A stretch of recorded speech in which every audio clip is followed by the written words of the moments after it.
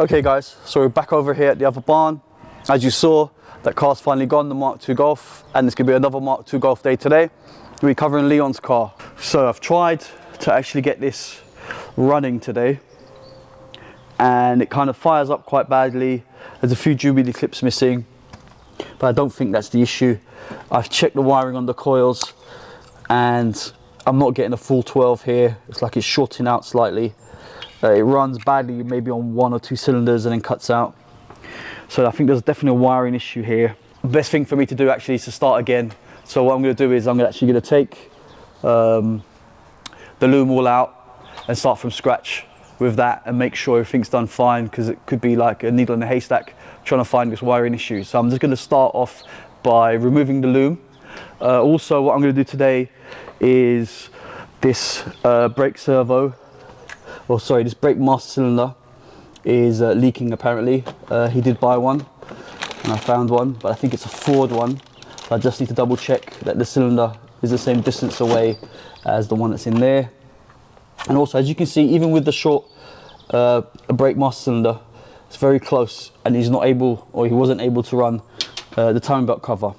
So to that effect, I'm also going to show you guys potentially the difference that this makes, which is, I brought this from Portugal. I sell these on the website and on eBay. This is off a Passat B3, O2A, O2J kind of front engine mount, and you'll see the difference with using this to the Mark III mount that's on the front. And hopefully, this kind of slightly touches on the bonnet here because of the angle, so it should actually incline it slightly and hopefully give us maybe 5 to 10 mil here, which then will allow us to put the cover back on. So also I'm going to cover that today. So I think the first thing I'm going to do actually is going to remove this fan there. I've taken this cover off here, and I'm going to remove this front engine mount.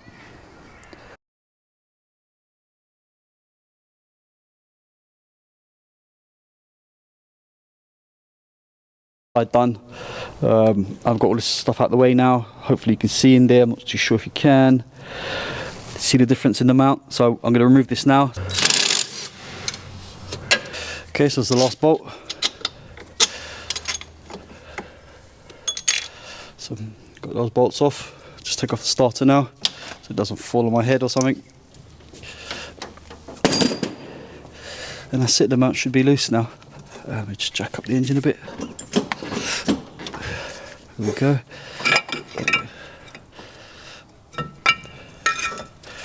Get it off. So as you can see, the angle, this is the Mark III one, a lot of people tend to use. It does fit, but it does change the angle slightly. Obviously, I understand the reason why they use them is because they can't find this one. This is quite rare now. It's like Corrados, as well as Passats and stuff use this one, as well as G60 Mark IIs and stuff that use the O2, you know, the cable change O2A gearbox. So as you can see, the angle is very, very different on it, on what it actually does, and even the distance away from it. There you go, I'll actually show you what I'm talking about, so you can see the difference. So this is actually really quite important. Let's see the difference it makes to clearing that servo, especially on right-hand drive cars. So just do the reverse now, just put this back on again and let's see the difference it makes. Okay, so I've just lined that up, just drop that down. And you guys are probably wondering, this mount looks a bit different. It's just a Vibertech mount. This has got 3 of them actually. When I had the car, I replaced all 3 mounts with Vibertech ones. Okay, so the mount's on. Let me just tighten up these bolts now, and let's see the difference it makes for that brake servo clearance. So the 3 bolts didn't take long at all. So let's see now. Okay, yep, so it's definitely given me enough clearance now, so I couldn't even put 2 fingers there before. So I think the cover will easily fit now, and it clears it, so you guys can hopefully see the difference. Also, this sits a little bit lower because obviously it's kind of tilted forwards. The exhaust clearance is hard to tell. Let me see. Oh no, it is touching actually. So yep, gonna have to modify this downpipe then slightly, because obviously it's tilted the engine forward, so it might actually even come a little bit more actually. I think it's actually resting on there, so Yep, I'll have to take this downpipe off and modify the downpipe as well. So the list is getting longer. But at least this is clear here now. So I can put a cover on this and not worry about this side of it.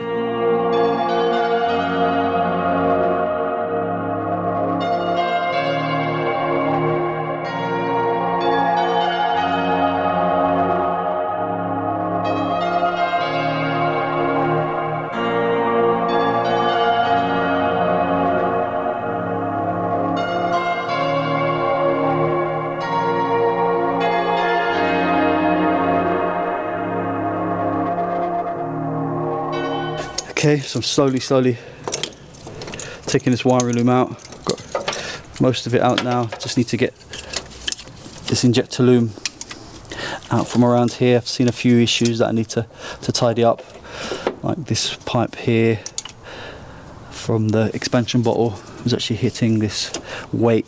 I mean, the weight's actually not needed. It adds a nice feel to it, but I think in this case, just so it doesn't cause any issues in the future stuff, I'm just gonna cut it off here. It's not really needed in that way. So the whole point of today's thing is to actually diagnose and go through what needs to be done on this, and so that's what I'm doing. And untangling, removing this wiring loom so I can kind of figure out where the gremlin is on the wiring loom side of it. Okay, so I've got most of the loom out now, just a jubilee clip on the cable tie on there, and I think that's pretty much it, and I can actually move it off. Obviously I've disconnected the battery before you do all this kind of stuff.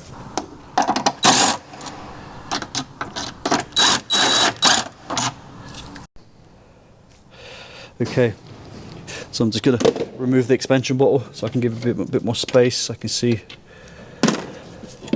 where the loom's going to go. Out of the way. So I've got the loom off. So it's all disconnected from the engine bay.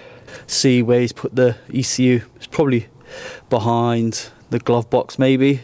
Hopefully it's not too hard to get to, so I can disconnect that and also see where the wiring goes to the fuse box and what relays he's put on the fuse box side. But at least I've more or less got this engine bay side done. Probably going to get Richie, who you'll see in the video, in the next couple of videos. He's very good at wiring, from TWR. He's got a 1,000 horsepower Corrado, so he's going to be the one that's going to be dealing with the wiring on this side. But yeah, I'm quite happy with it so far. So just going to now take off the dashboard inside and see where he's mounted up the ECU on this. So I don't know about you guys, but it really winds me up when I can't find the tool. I can't find the screwdriver anywhere. I've put it down and I just, for the life of me, cannot find it anywhere. Spending for about 10 minutes looking for this Phillips screwdriver to take the interior apart. Oh, I have to go to the other barn now and find another screwdriver so I can remove this trim to get this rest of this wiring loom out of the way. I've never seen a Mark II with so many wires. I don't know what Leon was thinking. I'd take the dash out and the heater matrix out. That's all out there. Unfortunately, there's not a lot of light in there.